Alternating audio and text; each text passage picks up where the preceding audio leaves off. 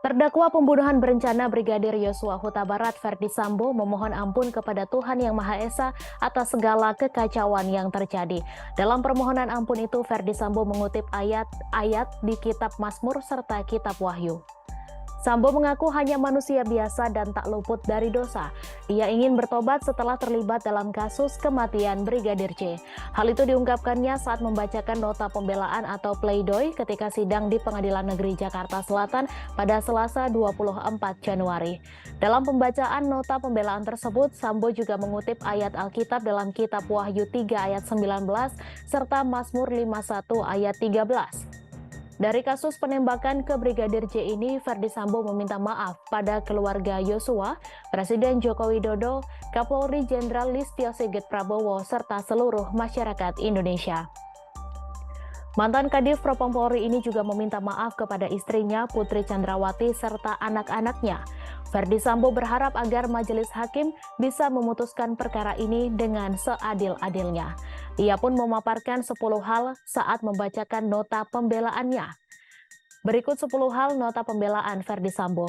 Yang pertama, bahwa sejak awal ia tidak merencanakan pembunuhan terhadap Yosua karena peristiwa tersebut terjadi begitu singkat dan diliputi emosi.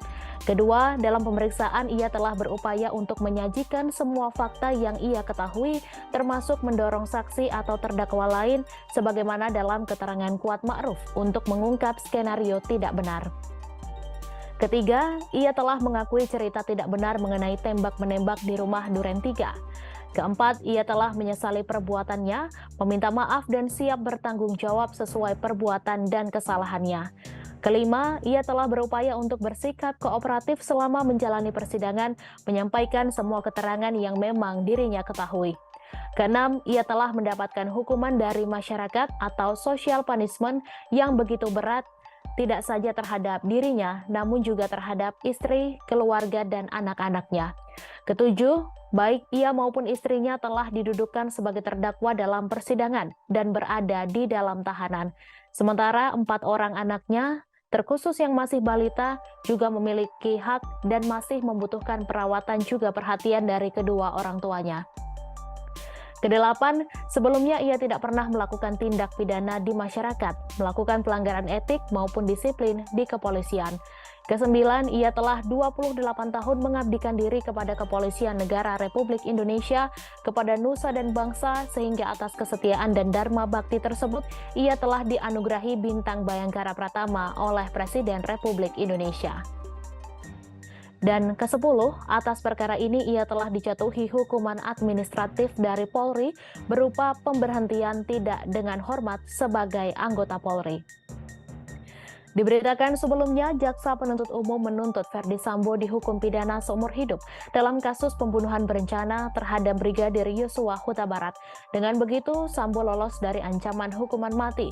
Dalam kasus ini, JPU meyakini Sambo bersalah dalam kasus pembunuhan yang membuat Brigadir J tewas dalam kondisi tertembak. Perbuatan Sambo pun juga telah memenuhi rumusan perbuatan pidana. Atas hal tersebut, JPU menuntut agar Majelis Hakim Pengadilan Negeri Jakarta Selatan untuk menyatakan Ferdi Sambo terbukti bersalah telah melakukan tindak pidana dalam pembunuhan Brigadir J. Akibat perbuatannya itu, JPU pun menuntut Ferdi Sambo agar dijatuhkan pidana seumur hidup penjara. Sebagai manusia biasa, saya juga tidak luput dari salah dan dosa. Kiranya Tuhan yang Maha Pengasih berkenan mengampuni saya, memberikan kesempatan kepada saya untuk bertobat dan memperbaiki diri, sebagaimana yang termuat dalam Kitab Mazmur 51 ayat 13. Janganlah membuang aku dari hadapanmu, dan janganlah mengambil rohmu yang kudus daripadaku. Demikian pula termuat dalam Wahyu 3 ayat 19. Barang siapa kukasihi, ia kutegur dan kuhajar.